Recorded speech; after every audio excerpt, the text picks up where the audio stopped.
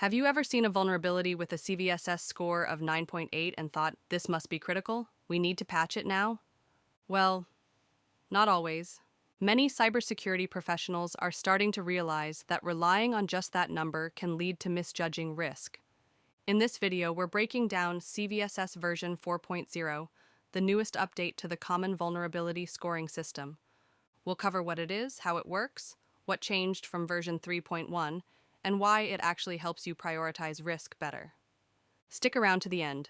We'll score a real-world example using the CVSS v4.0 framework, step by step. Let's get started. What is CVSS? CVSS stands for the Common Vulnerability Scoring System. It's an open standard used to evaluate the severity of software vulnerabilities in a consistent and repeatable way. It gives each vulnerability a score between 0 and 10, where 10 means the most severe and 0 means negligible risk. This score is used in vulnerability scanners, audit reports, threat dashboards, you name it. But here's the thing, CVSS only tells you how technically severe a vulnerability could be. It doesn't tell you how likely it is to be exploited, or whether it even matters in your environment. That's where things start to get interesting. Why version 3.1 needed an upgrade? CVSS version 3.1 has been the standard for years. It introduced useful improvements over version 2.0, like factoring in user interaction, privilege levels, and attack complexity. But it still had some major issues. First, it gave identical scores to vulnerabilities that had very different real-world impacts. An internal system and a public-facing web app might both get a 9.8, even though the public app is far riskier. Second, there was no way to factor in active exploitation. If there was a working exploit in the wild or even being used in ransomware campaigns, CVSS didn't capture that. And third, the scoring model was all or nothing. If you wanted to use environmental metrics, you had to go all in. There was no partial customization. So, First.org, the organization behind CVSS, introduced version 4.0. What's new in CVSS v4.0? CVSS 4.0 introduces several major improvements that make scoring more realistic, flexible, and contextual. First, modular scoring. Instead of one single score, CVSS v4.0 breaks things down into 4 parts. The base score, which captures the technical severity of the vulnerability. The threat metric, which lets you account for whether a vulnerability is being actively exploited. The environmental metric, which adjusts for the specific characteristics of your environment. And the supplemental metric, which covers optional information like safety impact or system stability. This makes the scoring much more customizable and more relevant to your actual risk. Second, threat intelligence is now baked in. The new threat metric allows you to score a vulnerability higher or lower, depending on whether it's actively being weaponized in the wild. This is especially useful for vulnerability management teams who need to prioritize thousands of findings. Third, environmental flexibility. CVSS 4.0 allows you to reflect the mitigations, controls, and network placement that exist in your own organization. For example, if a vulnerability affects a server that's air-gapped or behind multiple firewalls, you can reduce the score accordingly. And fourth, expanded impact metrics. Beyond the classic confidentiality, integrity, and availability impacts, you can now include system safety, system stability, and whether exploitation can be automated. This is incredibly helpful in environments like industrial control systems or medical devices. CVSS v4.0 scoring example. Let's walk through an example using a fictional vulnerability, CVE 2024-2333.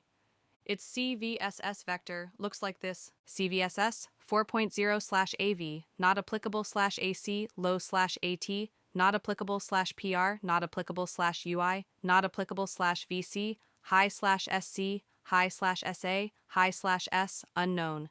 Now, let's break it down. Attack vector is network, which means it can be exploited remotely.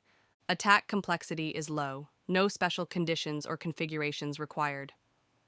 Attack requirements are none, meaning no prior access or chaining. Privileges required, none. User interaction, none. So far, this is sounding pretty bad. For impact, we have high for confidentiality, stability, and availability. That's a high base score, probably a 9.8. But let's say there's no known public exploit yet, and your organization has segmentation in place that isolates this vulnerable system. You can reduce the score using the threat metric and the environmental metric.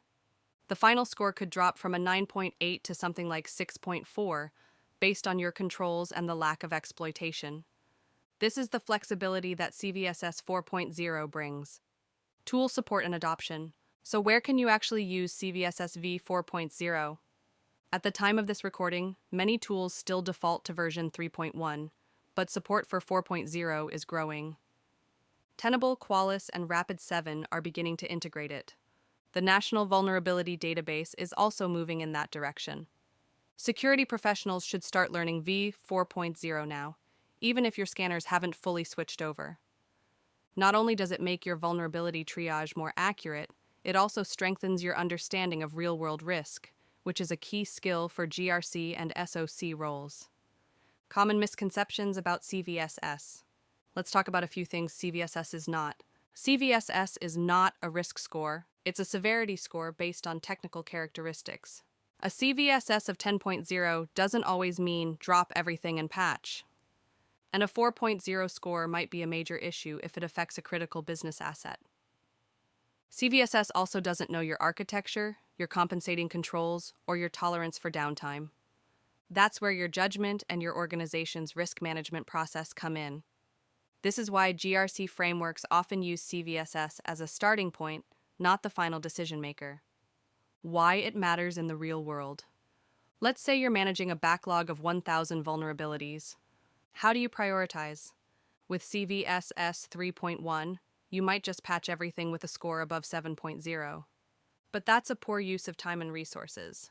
With CVSS 4.0, you can adjust for your specific environment and pay closer attention to actively exploited threats.